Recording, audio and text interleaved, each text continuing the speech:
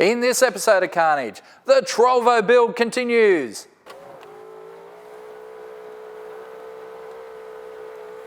Hi.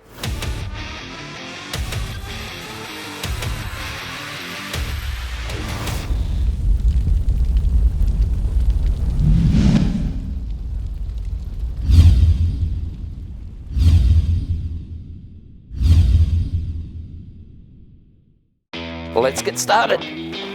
So, been down to speed parts this morning, got a whole bunch of elbows and silicons, which means we can do our intercooler piping. Get that all buttoned up. That's going to go on there like that. Look at it, it points directly at the hole. How good is that?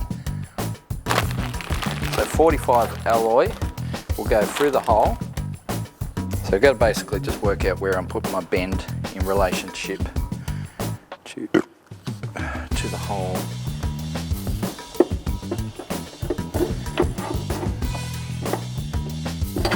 So I'm going to have to screw that around so it's orientated correctly. Still, good progress. So this is a 3" to 2.5" 90-degree reducer. So 3" that side for the intercooler, 2.5" that side for the intercooler piping. So that will go on there, but we might have to extend it a little bit, I don't know. Or just clearance that arm. Yeah, there's a little just mount under there that I'm just gonna have to clearance the, oh yeah, I can take that edge off. Edge of the chassis rail basically. Basically 45 it up out of that hole.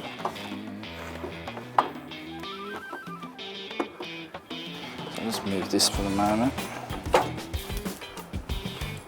So I'm going to do some adjustments, shorten up some of these. So shorten this one back so it brings it in line and extend that pipe out there, shorten the throttle body, put this neck back there, and that'll fix all that up. And that'll give us room for our radiator hose.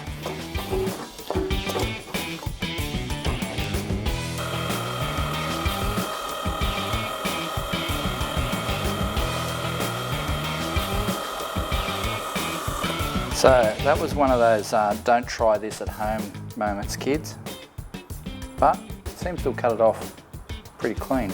So we were looking at our throttle body and Kian came up with an excellent idea, and that is why not smooth off some of these edges around our throttle body opening and slip the silicon straight onto there. So put a 45-degree silicon straight onto that, because all I was going to do was weld a 45-degree piece of alloy to that. Why bother?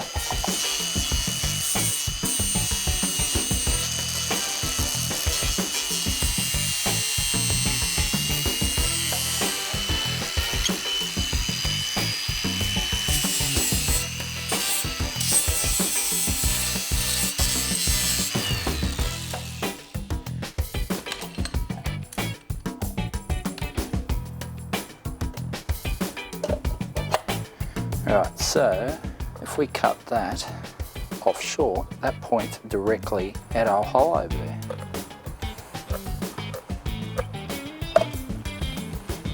It's a little bit rough, but it'll do. Wow, that's actually perfect. Good idea, Kian. What we've got here is a lip that's kind of in the road of where our silicon needs to be. If I can just sort of cut that out a bit, it won't be a problem.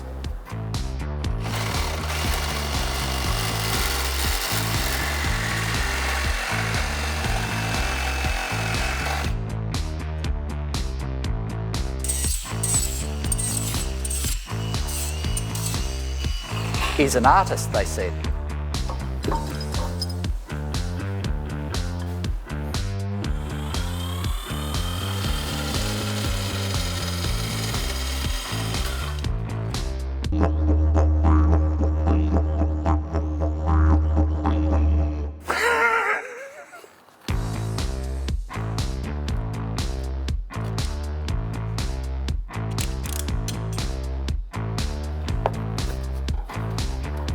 Alright, so that's going there. And that is going to go into there and up through the hole. All right, let's lower it down, see what it looks like from the top. That's going to have to cut at whatever angle that is. So we want that angle. So that's the angle that we want, but it'll have to be up here somewhere. So this could go badly. This might not end up in the video.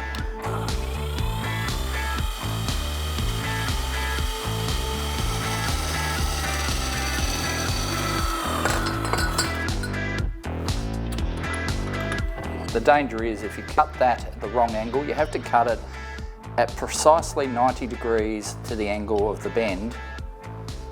If you don't, you end up with an oval hole.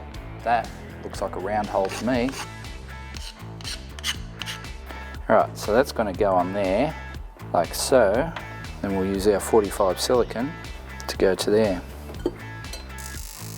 Now, because our welding bench is on back order, we haven't got anything to weld on. So I've just ducked down to the boys at Maximum Performance and had young Declan tack this together so we can make sure it all fits before it gets welded together.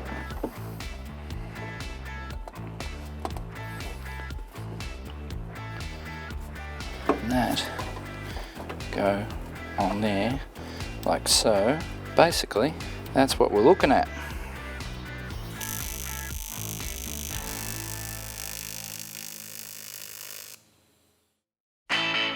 Last episode we pulled the transcooler lines out, all those old hard crusty lines. Now what I'm going to do is, these are the fittings that I pulled out of the transmission. I'm going to put them back in because I have some A&N fittings that will adapt to these, so we can do some nice AN lines. Make our life so much easier.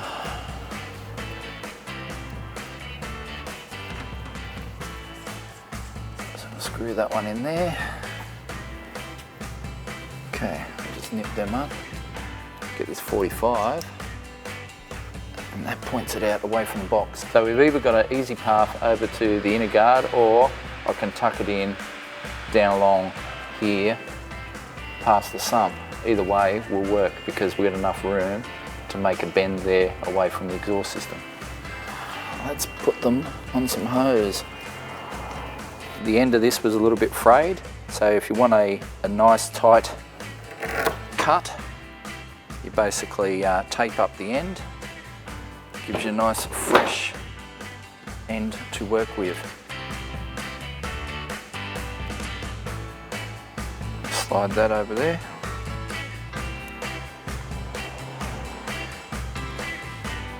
So this is nylon coated stainless.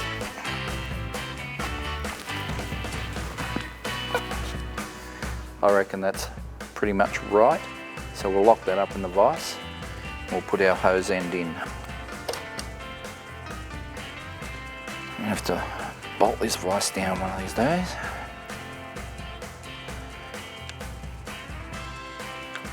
So we've got our hose end on. It's not coming off. Certainly hope not. Now I'll put our other fitting on the other end of the hose, and then we can run them to the box and then run them out and work out what length we need, and then I can cut them short so we can put our fittings on the other end. Okay, there's our 45.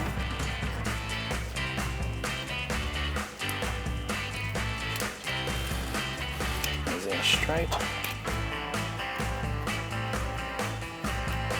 I like it, I like it. So just looking at ways to mount our transcooler, basically that is going to be the best spot for it because it's going to get maximum airflow. It's also going to be hidden under that top plate. Now I reckon we can even share the mounts off the intercooler. So 90 at that end, 90 at that end, hole in either end, and then we've got something to mount our cooler to. So we can even do a second one on these lower holes as well.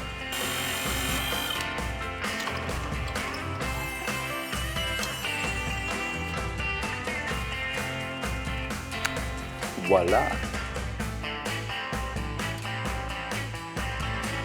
We're going to have to mount our transcooler behind our brackets, which means there is nowhere to run our transmission line through. So what I'm going to do is basically drill a hole through this radiator support about there.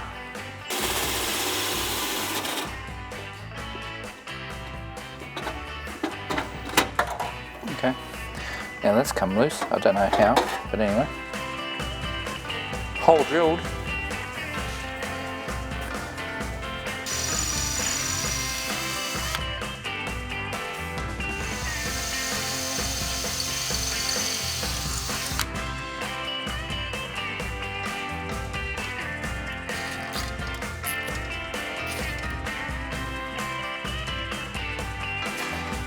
So I've marked out where my line is going to run and where it's going to sit. I'm just taping the joint. And then I'm going to cut right in the middle of that.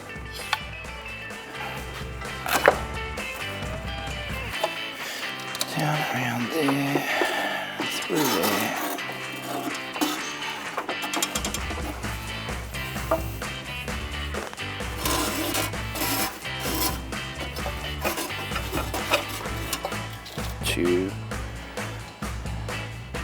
Basically to there.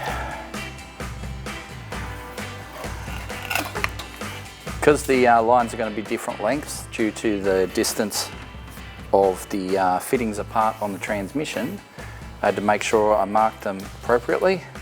So that one's got a little cross mark. I don't know if you can see that. That means that's the 90-degree one. So we'll do that one first.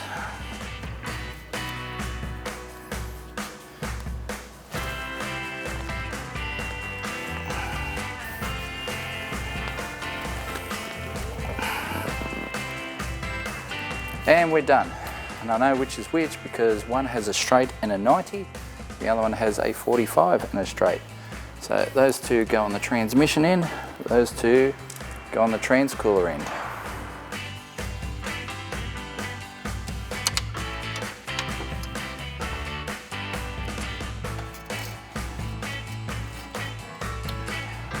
It's going to have to go on there. One can go on there. So as you can see, all these transcooler ties have popped off. Useless bloody kit that is. So anyway, I might go down to Super Cheap and grab a kit from there because they're the ones we used on the radiator and they're mint.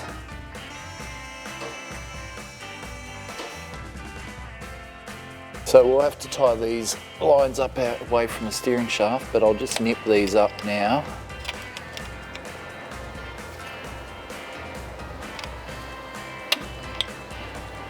Having the proper spanners is really nice. And that's pretty much transcooler lines done. Got a trans filter kit sitting in the box over there, so I might do that next and then I'll get onto this shifter linkage business.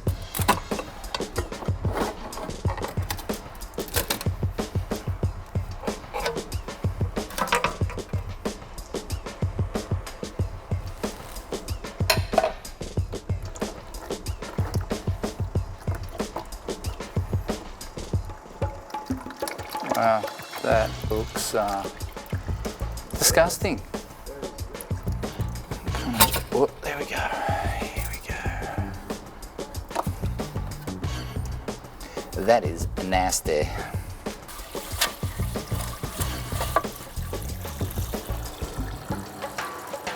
I mean, the fluid was a pretty ugly colour, but the pan's not full of junk, so that's not a bad scenario.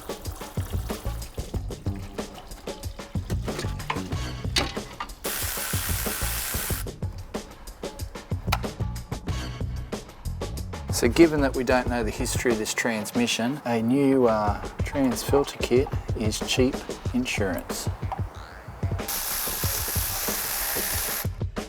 Alrighty, it has been a big day here in the workshop, but probably not as productive a day as I would have liked. Got our transcooler in, it's in place, but the mounting kit has failed badly. So I've got this new kit from Super Cheap.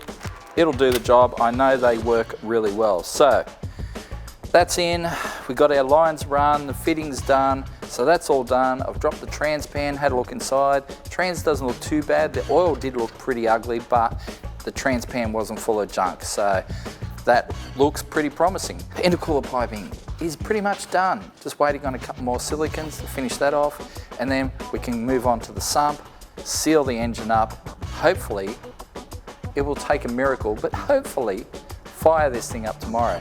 For that to happen, the wiring will have to be perfect. Do you think the wiring's perfect? Probably not. Whoop, here she comes.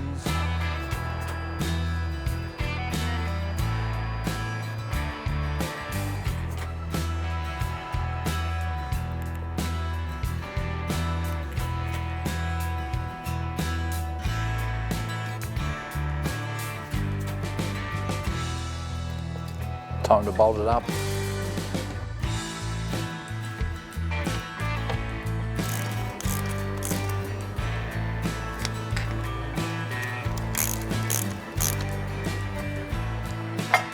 Okay, that's done. Moving on, what else can we do? The sump. Let's do that. So we got a package from Golby's the other day. Alrighty, so there's our pickup gasket we're after. Alright, so that's all drain back fitting, so AN fitting that we can then put on that drain back side. Now this is a baffle kit apparently. Okay.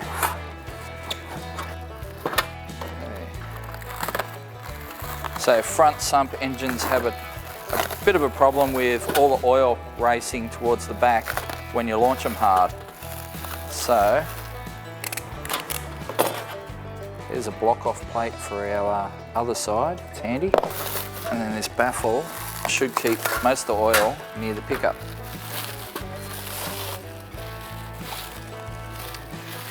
Okay, didn't send us a sticker. We've got a job to do.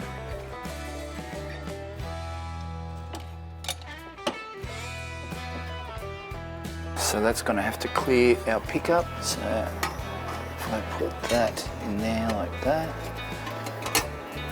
Beautiful. So that will go there.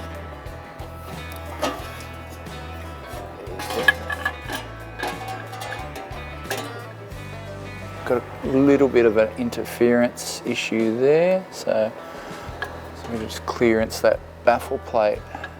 Otherwise, this will be sitting too low and at a bad angle.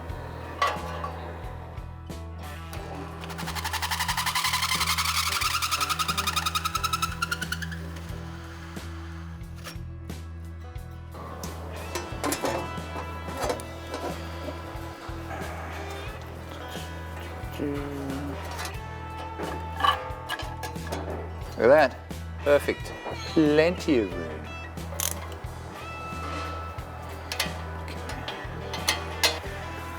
Good old Darrell baffle plate. And of course, it needs clearancing too. Oh, I love it. Should be good to go. So rather than spending half an hour going to Bunnings to get some cutting discs for the grinder, I'm going to attempt to do it with a reciprocating saw.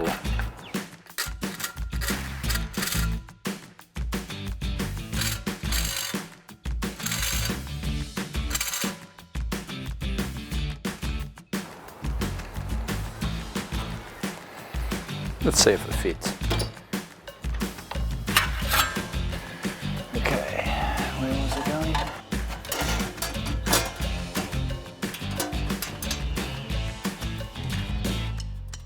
I have to give everything a good clean up before I put it all together, but hang on, here we go. That. Oh, yep, thank Christ for that.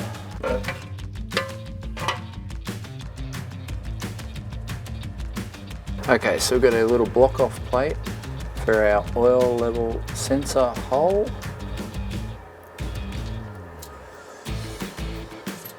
Again, little 6mm bolts.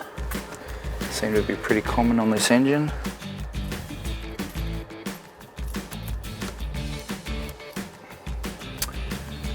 Blocked off. So today probably wasn't as successful as I would have liked, but we've made some progress. We did hope to have this running in a week. It's not.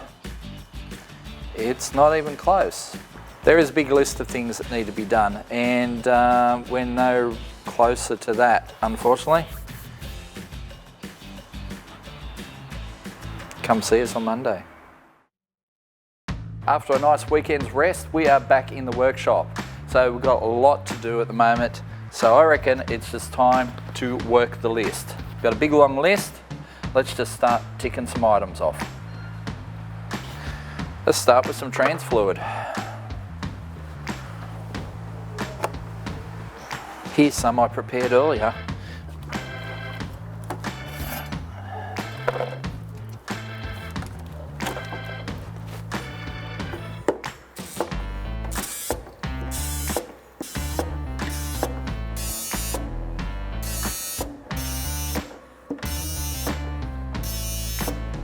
Leave it at that for the moment.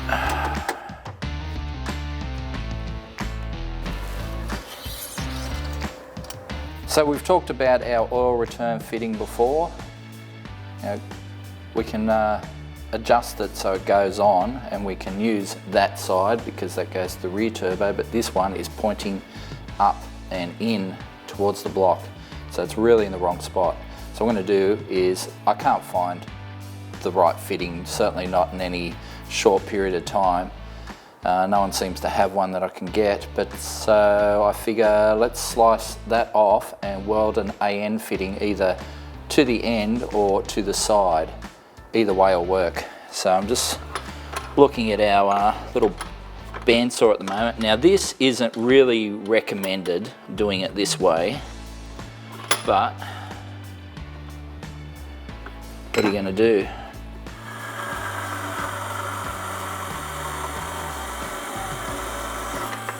So I'll give that a clean up and we'll sit it in place and see how it's going to look. You can sit like that. Now we just extend that hose to there for the rear turbo, and this front turbo is up there, so maybe we put a fitting there. Alrighty, we've got our intercooler pipes made up, but what they don't have is a bead on the end to stop the pipe from blowing off.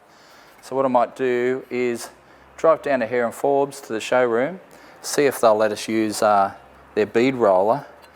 Plus I've got to go get some fittings from Quick Bits as well. So let's do it all in one trip. Let's hit the road. Pulling up at Quick Bits, so I can go grab some fittings for our oil return. I need to seal that up. I'm just looking at the easiest way of doing that. Yeah, you want to seal that up? Yeah, seal that one up. Okay, what's that one there? That's a 10, so that's a female 10. Looks like we've got a solution for our oil return. We'll go down to Hare and Forbes now and see if we can do these pipes.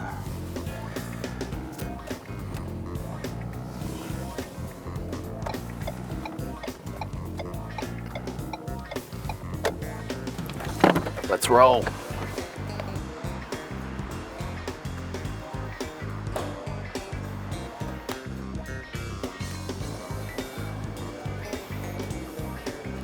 This place is just heaven. Look at it.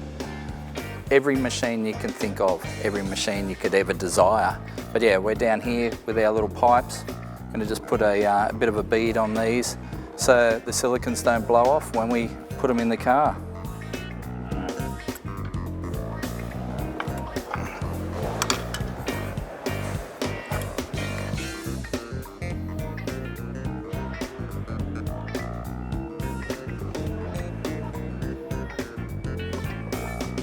Nice little bead on the end of the pipes.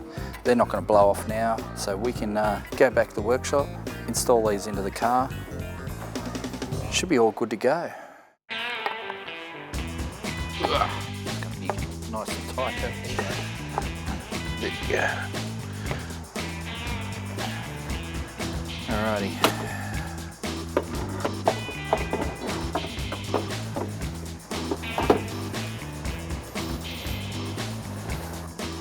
Just nip them up with a screwdriver to start off.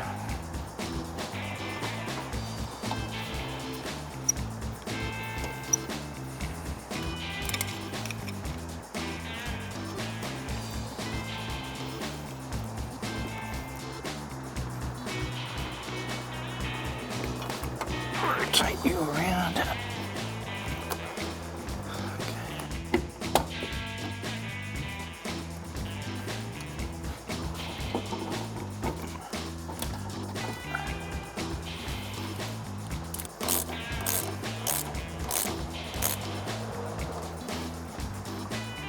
Okay, that's one side.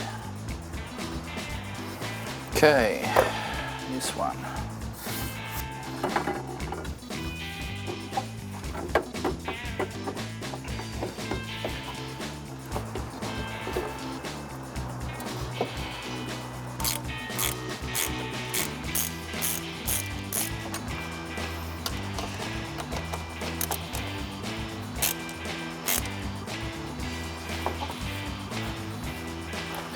Intercooler piping. Done. Where's my pen? Say hello to my beading friend.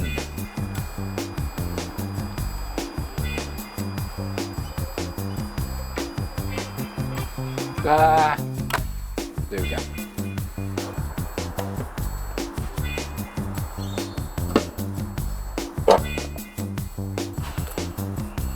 One up for you.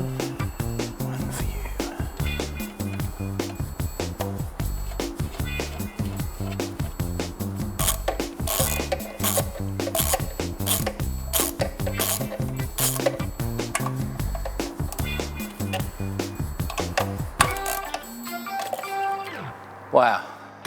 Hey kids, are you ready for your monthly dose of Carnage science? Well, here we're going to play with acid.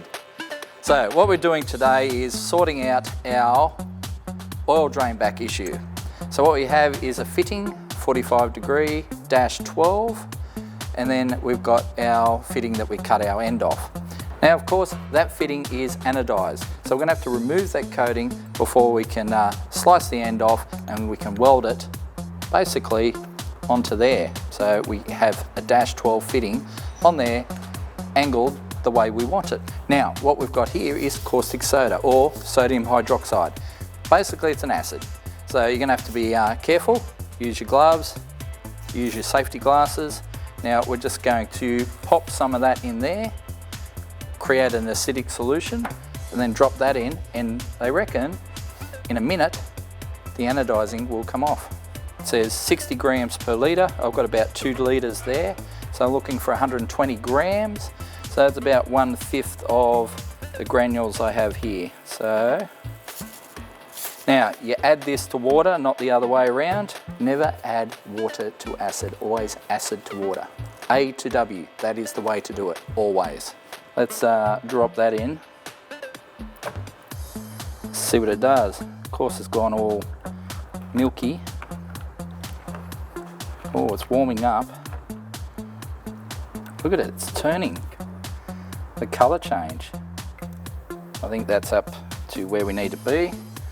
Now, under the water, just cold water. Look how clean that is. That is amazing. Maybe see if we can clean off our fitting. This won't need anywhere near as long, but let's whack that in there.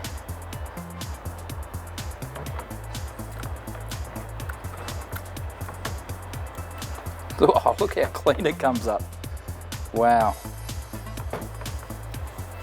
Look how clean that is. That is amazing.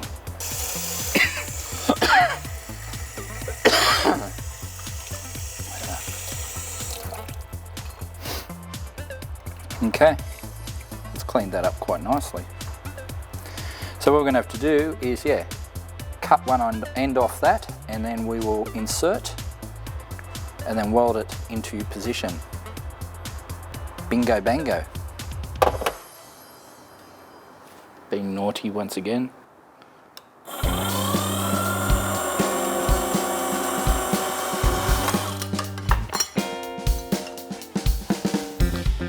That was very naughty, and you should not do that at home.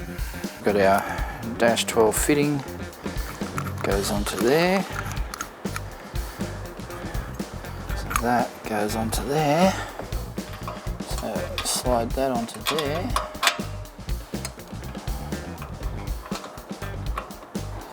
There's a point more over that way, but still, it's in the ballpark.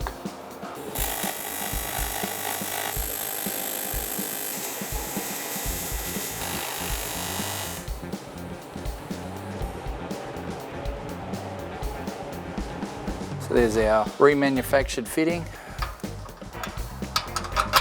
Slides on like that. So now I've just got to do hose from there to there, and then the hose that goes up to turbo drain up there.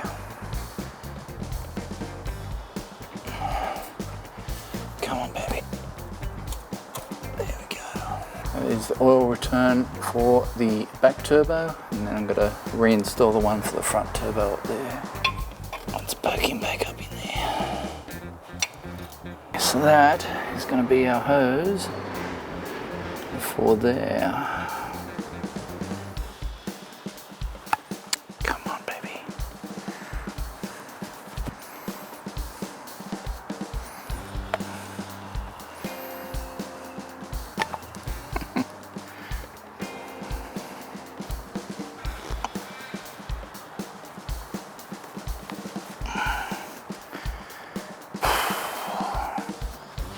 Alright, after a bit of hot water, finally got it on.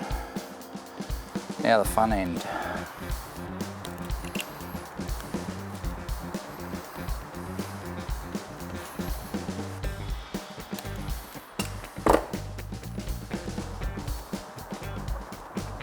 We've got a fair bit done today. We've got our intercooler piping done, we've got our radiator hoses done, we've got some trans fluid in it. We've solved the issue of our oil return system. It's not pretty, but it works. There is a lot of stuff that's been done. However, we did have to do a fair bit of running around today, so that chewed into our time quite a bit. There's always tomorrow. Alright, so it's a new day today on Project Volvo. I've lost track of how many days it's been so far, but we are still making progress. Scotty's gone off to do some parts runs this morning, and we've got a few more hands on deck, so for once I'm going to be in front of the camera instead of behind it today, which is going to be awesome. So I'm going to start off the day by breaking my religion and continuing to put an automatic shifter in this thing. So we're going to start by plugging the hole up in the floor, and then we'll go from there. For the shifter itself, where did that go? Over here, the mess of everything in this interior. We'll just bolt onto one of the factory holes, and then we'll negate this one because there'll be a plate here, but then there's two more mounts on either side, and then it will just work like that. The longest part of this install is probably going to be plugging up this hole, so I guess I better stop putting it off and just do it. Because these holes are threaded, I think the best idea is just to do a plate on top with a bit of Sikaflex around this lip to keep it watertight. Now Volvos are built tough, we all know this is not news, but we're about to find out if they're tougher than my little friend here. So, I'm sorry to all the purists, but I'm actually not. Just so that we can flatten it off a bit before we put a plate on. We're going to try and look after it, don't get me wrong. This isn't an AU Falcon, but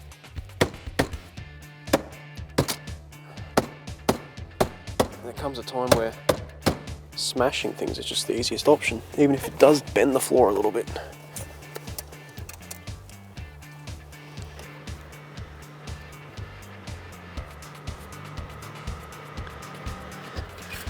So we've broken out a new tool, the Hare & Forbes hand shear. So we're going to give it a quick whirl and see how that goes.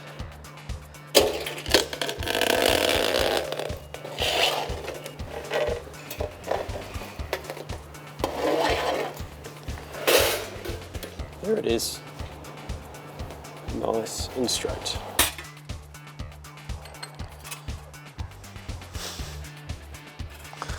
Oh, this is so butchered. Oh.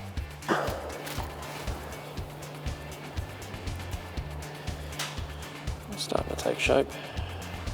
So there it is, that's the plate. Not perfect by any means.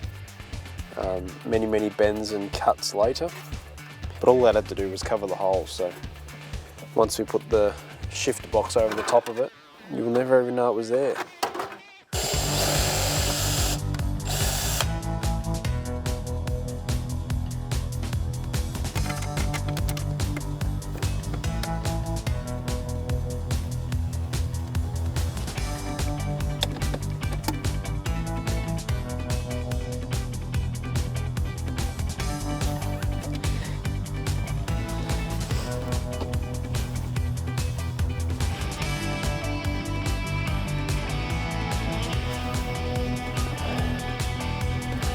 We use the two front mounts. The rear one uses one of the factory Volvo shifter mounts. And this one here is pretty much floating in dead air because that's where the hole was.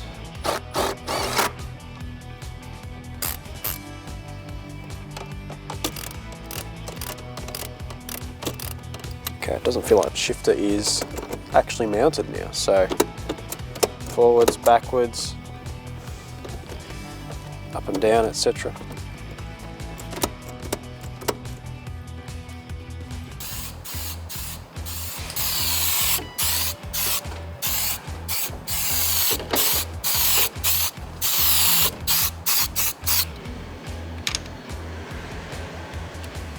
So we've got the shift linkage arm from MV Automatics.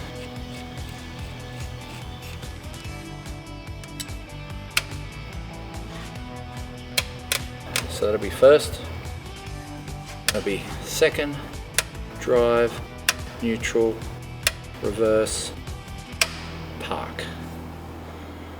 Cool. Install shifter. Sorted. Alright, so the next job is to drain the fuel out of the old tank. Now, we've had this car for at least a year and it hasn't had any fresh fuel since then, so who knows how old it actually is, but moral of the story, it's too old. Oh, it already smells like garbage. Oh, it's going down my arm. There we go.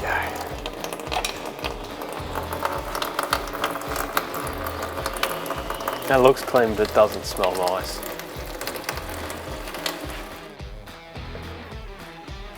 Lots of creepy crawlies. Ah, the 80s, when you could have your hand to anybody's fuel whenever you wanted.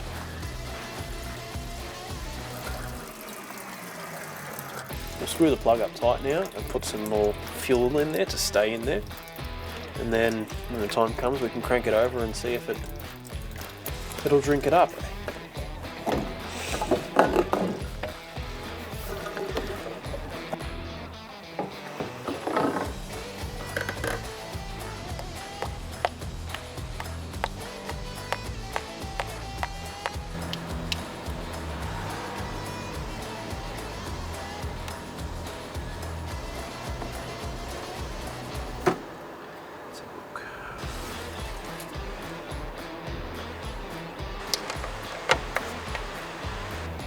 Alright, how about you jump in the car and I'm going to connect these terminals. Yep.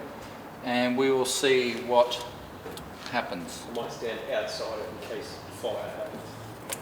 Probably safer in the car, to be honest. Alright. Well, I've heard something. Alright. We've got a glove box light. Got a glove box light. Okay, something lights up. Alright. How about we flick one position? Alright, next. Yeah, nothing's changed yet. Nothing. Next. That's all the way now. So nothing's doing nothing. Yeah. Everything is doing nothing. Okay. So we've got no fuel pumps buzzing and no engine cranking at all.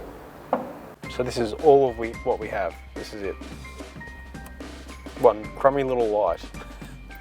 Alright, try the brakes. Hey, we have brake lights.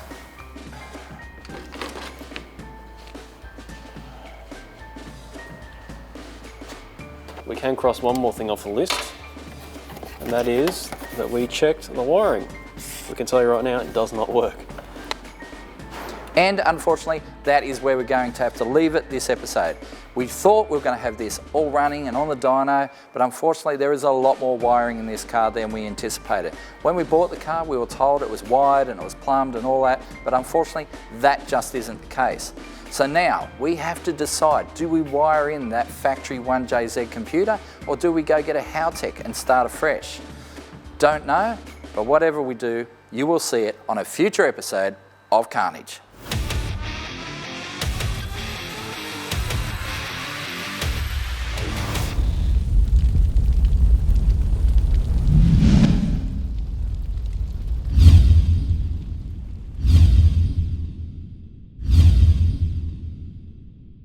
So what I like about these things is they're pretty much idiot